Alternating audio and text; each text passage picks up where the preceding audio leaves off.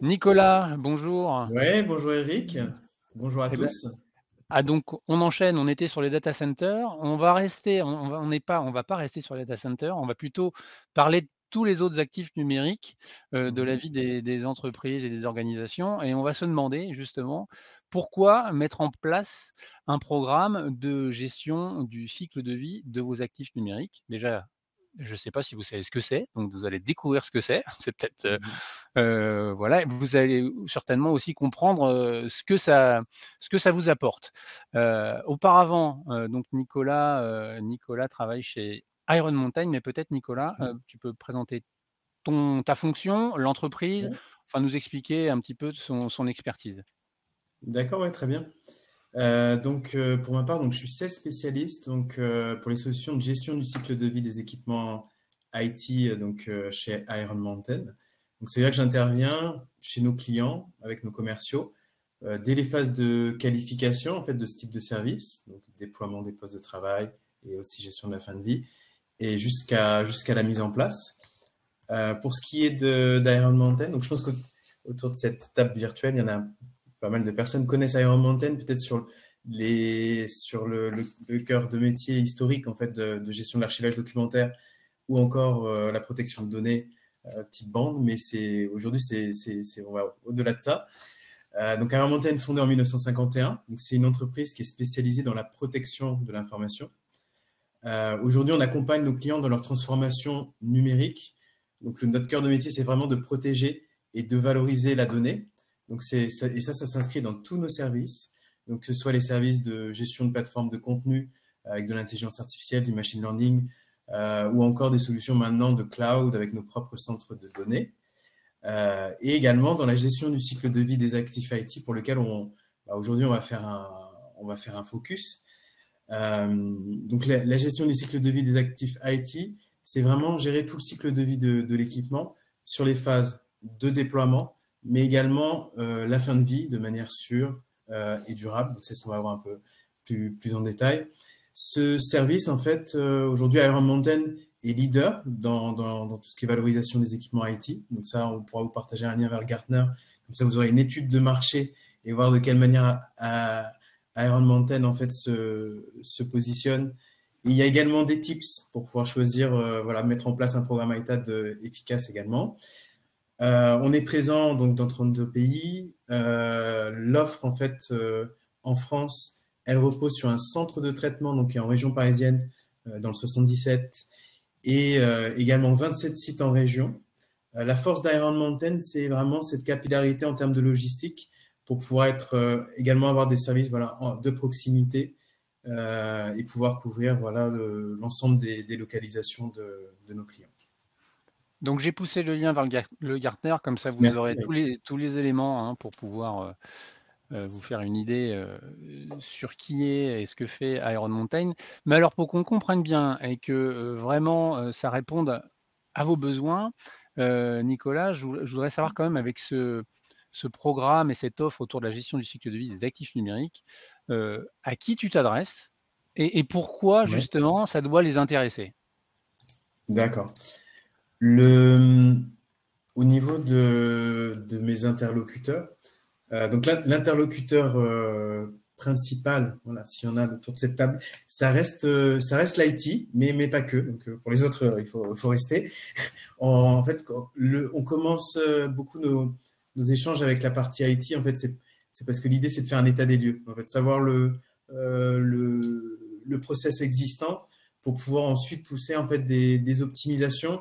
Souvent, c'est de gérer avoir de l'optimisation en fait dans le process pour avoir plus de sécurité, plus de durabilité. Et justement, quand on parle de durabilité, moi, ce qu'on constate, alors c'est soit nos clients ou nous qui préconisons d'intégrer la partie RSE, c'est qu'on a maintenant il y a des contraintes réglementaires quand même, des directives, par exemple la CSRD au niveau européen. Il y a aussi des stratégies d'entreprise en fait où la durabilité est de plus en plus forte. Donc on intègre dans nos projets en fait les responsables RSE pour également avoir les métriques ou savoir un peu faire matcher la stratégie qu'ils ont côté RSE avec ces programmes de gestion des équipements IT. On a toujours les achats, parce que la gestion des coûts et des appels d'offres, c'est quand même important. Et les services généraux qui sont aussi beaucoup impliqués dans l'acquisition des fois des postes de travail et puis dans le recyclage en fait de ces équipements-là. Pour les principaux cas d'usage, on a les renouvellements de parcs d'équipements, forcément. Les migrations vers le cloud, en fait, qui conduisent à des décommissionnements et à la fin de vie des équipements. Et également, la mise en place, par exemple, de nouveaux outils, en fait, pour pouvoir gérer le parc IT. Et donc, c'est dans ces moments-là où ce qui est recherché, c'est d'avoir une meilleure gouvernance, en fait, du service, une meilleure visibilité, plus de sécurité, intégrer l'aspect environnemental et social, qui n'était pas forcément le cas dans les solutions qui étaient mises en place par le passé. Et également retrouver pour les achats et pour tout le monde, pour la société, un ROI en optimisant l'usage, en étendant la vie des équipements ou en favorisant le réemploi et la revente. Oui, donc une meilleure sécurisation des données, réduction de l'impact environnemental, réduction des coûts et retour sur investissement. Mais justement, ça nous amène à vous poser une question. Alors, je vais lancer un Ouais. sondage, justement, comme ça vous allez nous dire. Alors, ne bougez pas. Je ne vais pas vous redemander quelle est la différence entre une GED et un CAE, ça non. Non, non, non, Eric, s'il te plaît. Voilà. Alors, je vous soumets le vote. Voilà. Parmi les éléments suivants, lesquels ou lequel serait pour vous un déclencheur ou des déclencheurs pour mettre en place ou revoir la gestion du cycle de vos actifs numériques? D'ailleurs, le temps que les gens répondent, Nicolas, qu'est-ce qu'on inclut dans les actifs numériques? C'est les postes de travail, les ordinateurs, les portables, mais ça inclut d'autres choses? Est-ce que les imprimantes font partie dedans? Ouais, tout à fait. Alors, on peut différencier, on va dire, tous les équipements qui sont liés à l'utilisateur, les end-user devices. Et donc là, on a le laptop, c'est aussi la tablette. Maintenant, c'est tout ce qui a le smartphone, les périphériques qui sont liés à cet équipement-là, l'écran, l'imprimante. Ah oui, Donc, c'est vraiment tous les équipements électroniques informatiques. Nous, quand on a de manière plus large, en fait, on a une offre qui s'appelle Clean Start. Ça veut dire quand on fait le grand nettoyage de printemps, par exemple un site fermé ou un déménagement, et dans ce cas-là, on va vraiment auditer en fait tous les équipements électroniques qui sont sur place. Et l'idée, c'est de proposer une solution complète, hein. Donc, avec les équipements qui sont réutilisés, les équipements qui doivent être recyclés, le câblage, le rack, par exemple, où il y a les serveurs. Donc, c'est vraiment très, très, très large. Et on prend aussi en charge les équipements qui sont liés au data center. Donc, c'est tous d'accord. les équipements électroniques. Ok. Alors, c'est assez amusant. Je ne sais pas si Nicolas, tu vois les résultats en même temps que moi, mais c'est la réduction parmi les éléments, c'est la réduction de l'impact environnemental qui arrive en première position à 41%, suivi de très près par la sécurisation des données à 39%, et le ROI, l'optimisation économique, c'est seulement 20%. Moi, je trouve ça Mhm. étonnant. Je pensais qu'il y avait un petit. C'est qu'il n'y a pas assez d'acheteurs. Non, c'est pas par Peut-être. rapport à ça. Mais non, parce que je pense que l'optimisation des coûts, c'est important, mais ça ne crée pas forcément de la valeur d'un point de vue opérationnel ou stratégique. C'est pas aussi stratégique, effectivement, que la sécurité de la donnée, parce qu'il y a eu des fuites, c'est arrivé qu'il y a eu des fuites de données, etc. Et ça a été très difficile pour les entreprises qui étaient impactées, et puis il y a la RGPD, etc. Et puis pour l'aspect environnemental, c'est important c'est important pour attirer des nouveaux, même des nouveaux salariés.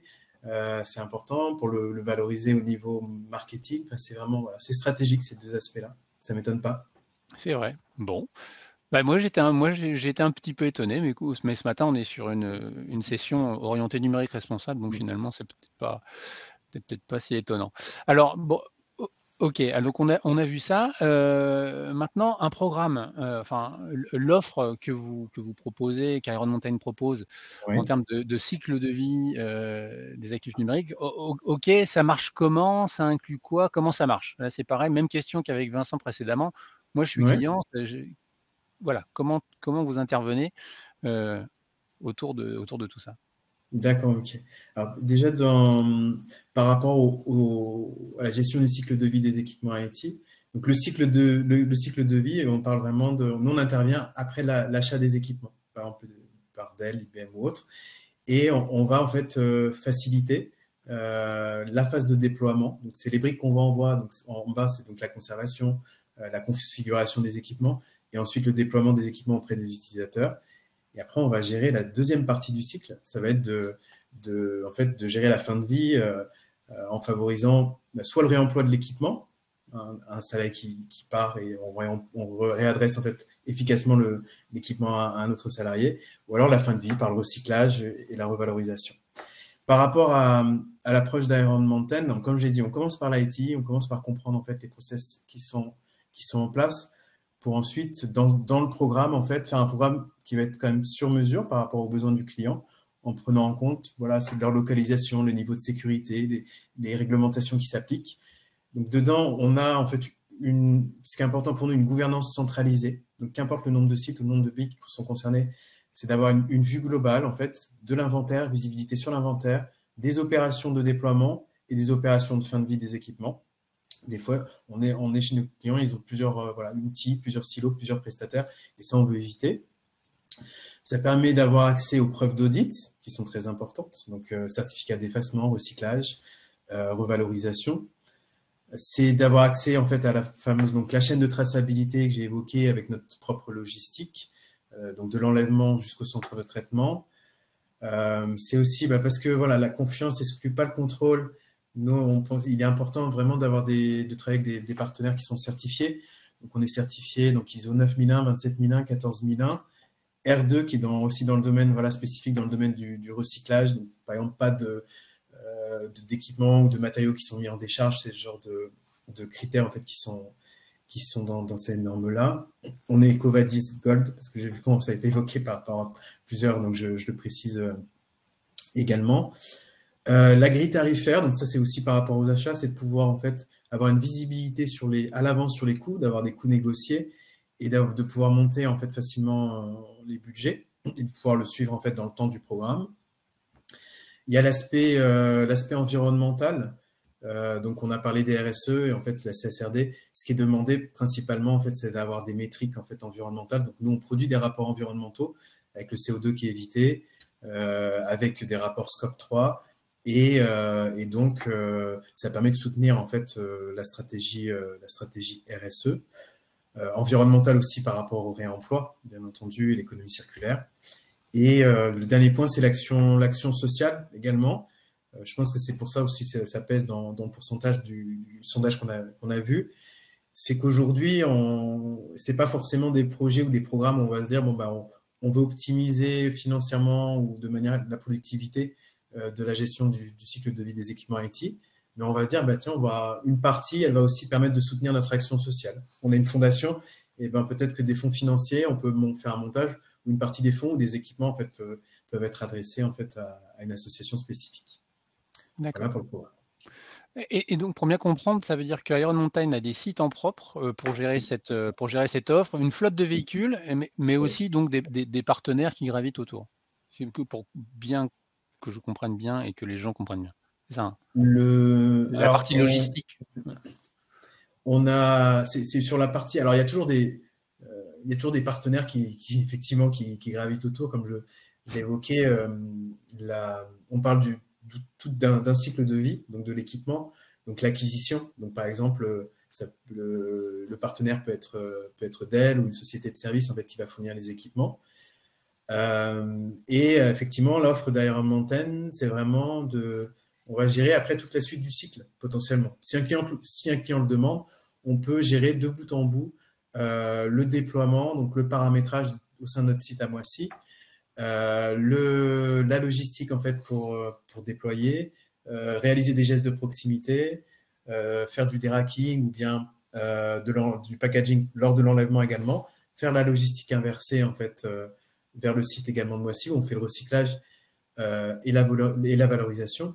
Après, il y a forcément un écosystème de partenaires qui évolue autour pour fournir les infrastructures, pour fournir aussi les équipements type poste de travail.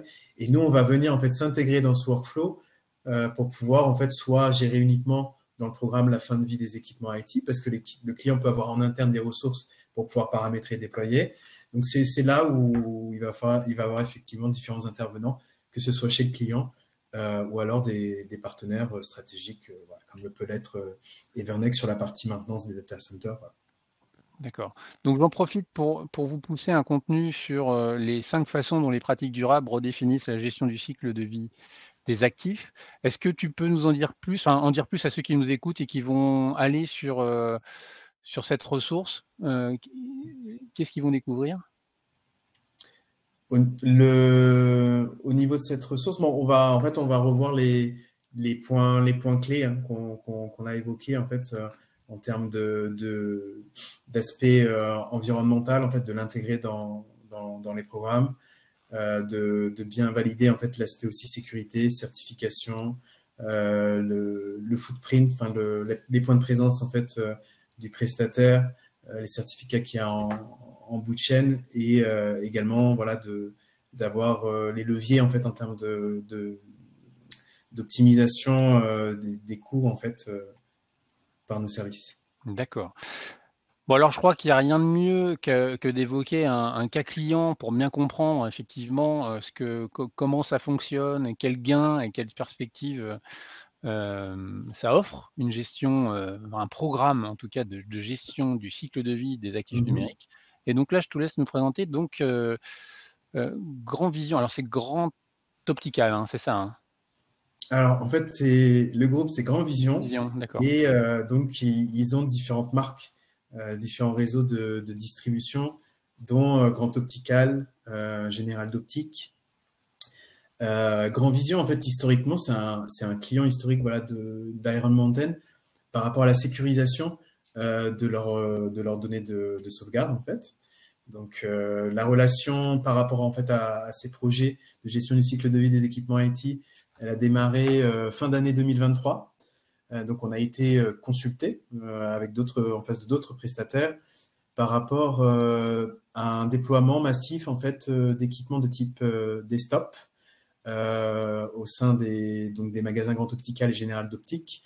Et s'en est suivi en fait un autre projet pour le déploiement et le renouvellement en fait des serveurs également sur ce même réseau. Au niveau des objectifs, en fait, le client est venu tout de suite avec une contrainte forte. C'était le respect du planning en fait de déploiement et donc après de fin de vie.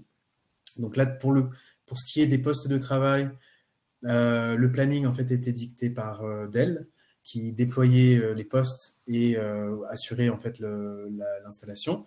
Et nous, on est intervenu en fait sur la deuxième phase du projet. Donc, on s'est calqué avec le client en fait pour cadencer en fait nos interventions sur les différents sites par rapport à ce planning.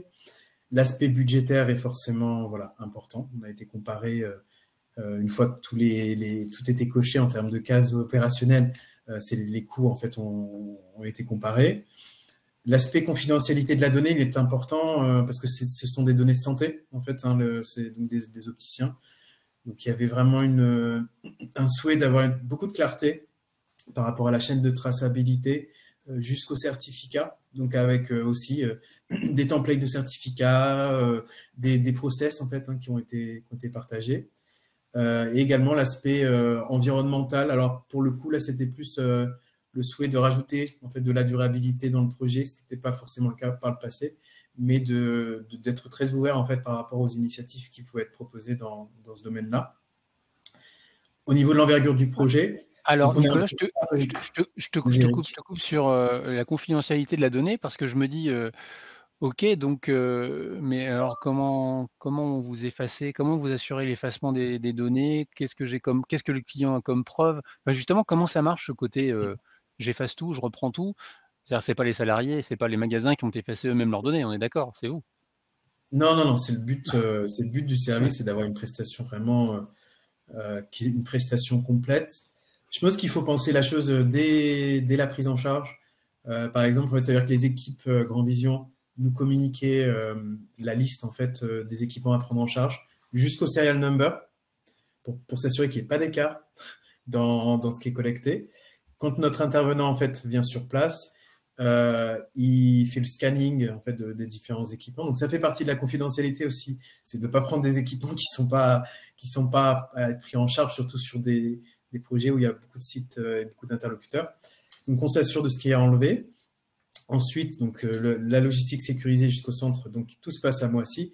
Et donc, à Moissy, on a notre propre logiciel en fait, qui s'appelle TerraWare, qui est un software Iron Mountain, qui permet d'effacer en fait, de manière logicielle sécurisée les données sur les postes de travail. Et une fois en fait, le projet terminé, on fournit effectivement déjà un rapport d'audit, en fait, qui dedans vous avez chaque poste de travail avec sa configuration détaillée, CPU, RAM, disque, le grading en fait qui correspond au niveau esthétique et de fonctionnement en fait de l'appareil qui va déterminer sa valeur de rachat. Il y a la valeur d'achat en fait dans ce rapport et associé à ça en fait il y a des rapports d'effacement qui sont donc un rapport d'effacement par disque et quand on ne peut pas effacer, la procédure, en fait, c'est de détruire. Et donc, dans ce cas-là, il y a un certificat de destruction avec reprise du serial number de l'équipement et du disque dur. Donc, c'est assez tracé. Effectivement, c'est tracé. Et si je peux me permettre aussi, quand tu notes limiter l'impact environnemental, alors là, ça inclut quoi? C'est toute la logistique de prise en charge du matériel et de la prestation, ou c'est sur la phase d'après, recyclage, revalorisation des équipements repris? En fait, c'est sur les deux phases. En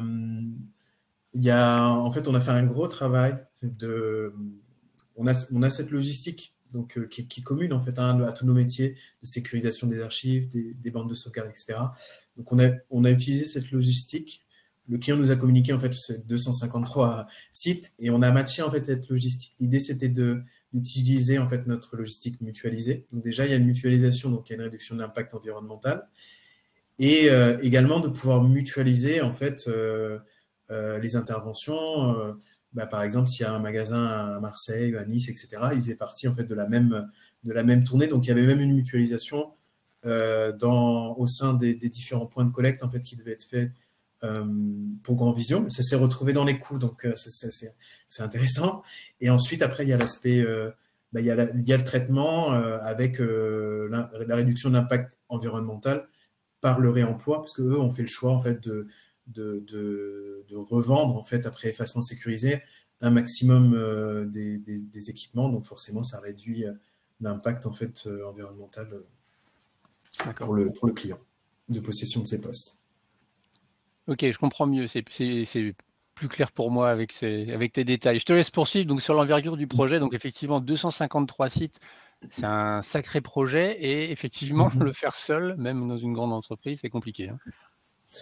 Ouais, tout à fait. Et puis même sur des projets, je présente ce projet parce qu'il est parlant par rapport à ce qu'on sait faire, mais on intervient aussi sur des clients qui n'ont pas autant de sites, je le précise, et des fois ça permet aussi nous on a l'habitude, on a cette expertise-là en fait pour les équipes IT des fois de se recentrer sur d'autres projets.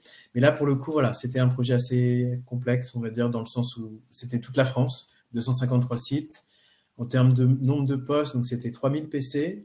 Il y avait un serveur par site. Et donc, on a mobilisé en fait notre réseau de sites, en fait 27 sites à Iron Mountain pour pouvoir assurer les services de proximité que je vais décrire après. Donc, ça veut dire un magasin à Aix-en-Provence ou à Avignon. Il va être géré par notre site à Marseille. C'est un peu ça l'idée. Par rapport à la solution, donc c'est un programme toujours de gestion du cycle de vie des équipements IT. Après, on le voit, chaque client est différent. Là, pour le coup, on a pris dans ce programme à la fois les équipements liés aux utilisateurs, enfin les postes de travail et des équipements de type serveur. Si on décompose l'offre, en fait, on a la conservation en fait, des équipements sécurisés, enfin des équipements IT, donc les serveurs. On a ensuite cette logistique pour le déploiement. Donc, si on prend le cas des serveurs, on a pris le serveur pour ensuite le livrer directement en magasin, mais notre service ne s'arrête pas là, en fait, parce qu'on réalise aussi des gestes de proximité pour pouvoir, en fait, avec une procédure, brancher le serveur, appeler les équipes IT, en fait, au niveau central pour qu'on puisse ensuite ils fassent la reconnaissance du serveur, etc. Donc la mise en route. Et après, il y a la phase en fait de collecte des anciens équipements avec une volonté de Grand Vision, vu que c'est des magasins et que l'idée c'était de décharger en fait les équipes en magasin, de faire le packaging. Ils avaient juste à centraliser les postes en fait à un endroit et ensuite Iron Mountain se présenter avec la listing des équipements à prendre en charge. Ils s'assuraient en fait qu'on récupérait les bons équipements. On fait le packaging en fait pour pouvoir aussi s'assurer en fait que dans le transport il n'y ait pas de perte de valeur en fait, ça reste un actif qui va être vendu, donc on s'assure que ce soit bien packagé. On fait le transport sécurisé et ensuite ça arrive à Moissy avec ce qu'on a évoqué, Eric, donc l'audit qui correspond au grading, relevé des configurations, à l'effacement sécurisé de données et en bout de chaîne en fait à la fourniture des rapports. En termes de gouvernance, parce que j'ai incité ça dans le programme, et c'est un point important. Donc nous, en standard, donc comme je l'ai évoqué, on a une interface web qui permet de suivre en fait les différentes interventions, récupérer après coup les rapports d'audit, les certificats, les rapports environnementaux également, et consulter des dashboards. Mais spécifiquement, enfin pour ce client-là, c'était nécessaire. En fait, on a mis en place des réunions en fait tous les 15 jours avec eux.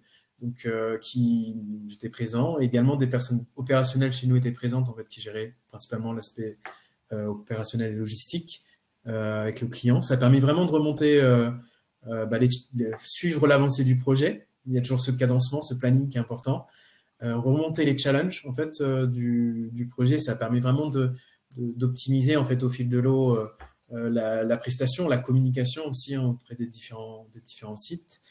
Le client a souhaité avoir un fichier Excel partagé, donc on a alimenté. C'était parce que aussi c'était un logiciel de travail, un document de travail de Dell. Donc ils l'ont utilisé, on a complété en rajoutant différentes colonnes qui nous concernaient.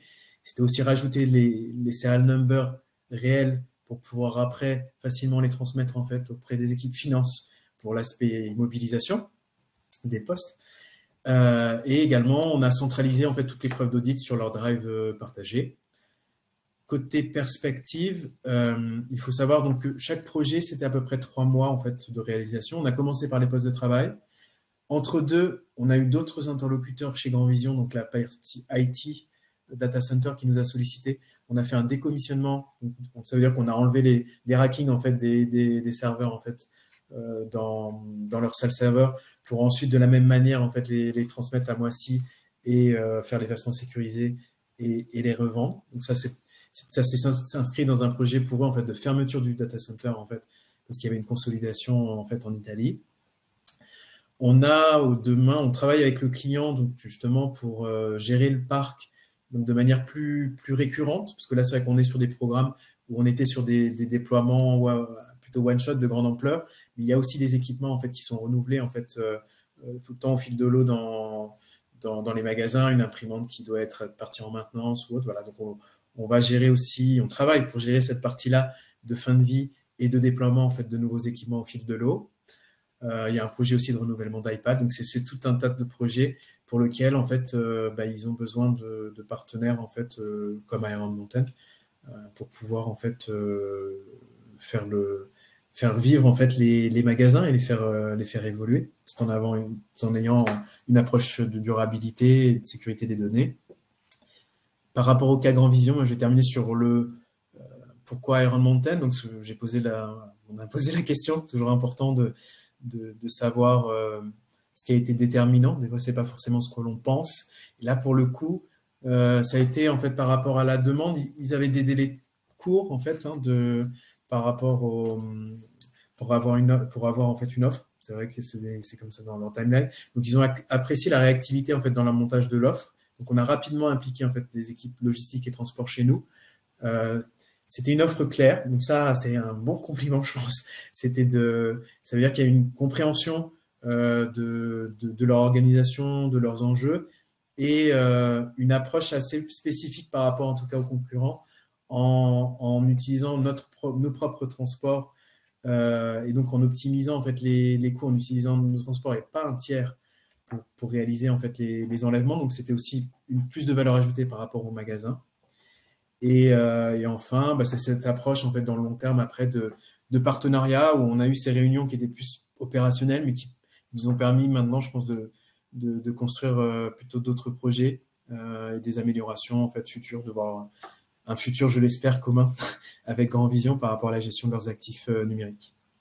Eh ben oui, c'est un beau cas client et ça permet effectivement de bien comprendre l'offre. D'ailleurs, comme il y avait quelques questions, mais qu'on va être un peu short niveau timing, je vous ai partagé donc le contact de Nicolas, si vous voulez évoquer un projet, lui demander des questions sur les tarifs, etc. Hein, Mm. prenez rendez-vous avec lui. Il a ouvert son agenda rien que pour vous. Donc voilà, je vous remets le lien. N'hésitez pas. Et donc, Nicolas, alors on va pas pouvoir relancer le deuxième sondage. On fera ça une autre fois. Mais alors, pour conclure, en une minute, s'il y avait allez, entre 3 et 5 points à retenir et qui pourraient motiver ceux qui nous écoutent de mettre en place un programme de gestion de cycle de vie de leurs équipements IT, ce serait quoi? Les, les points principaux, je pense que c'est.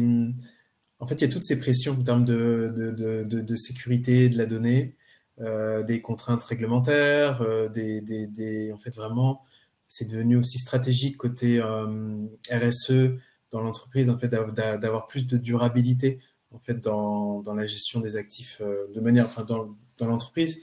Donc, c'est de dire que la gestion des actifs IT peut être aussi un levier pour pouvoir contribuer en fait à ces stratégies. Je pense que s'il y avait des conseils à donner, ce serait vraiment de faire un état des lieux en fait de comment est géré en fait les phases de déploiement et de fin de vie des équipements IT.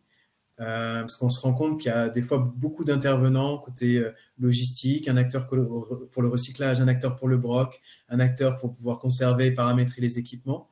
Donc pour vraiment avoir de la valeur et être sur ces leviers de sécurité, durabilité et de réduction des coûts, c'est faire cet état des lieux et ensuite de simplifier en fait de simplifier les process, de pouvoir y intégrer une approche durable en favorisant le réemploi, en étendant la durée des équipements, en ayant les métriques. Et une fois que tout ça est bien clair, l'état des lieux, ça permet d'avoir vraiment un cahier des charges et ensuite de s'assurer en fait de la qualité des prestataires et donc de valider les certifications, s'assurer que la couverture des sites est bien complète, en fait, elle match et de s'assurer que des capacités du prestataire à vous accompagner sur tous les types d'équipements. Et je crois qu'Iron Mountain est bien placé. Merci Nicolas, pour ces explications. Ouais. N'hésitez pas, ceux qui nous écoutent, à prendre rendez-vous avec Nicolas. Et puis, on se retrouve une prochaine fois pour Mhm. évoquer pour réévoquer ce sujet. On va poursuivre. Merci Au à tous. revoir Nicolas, merci.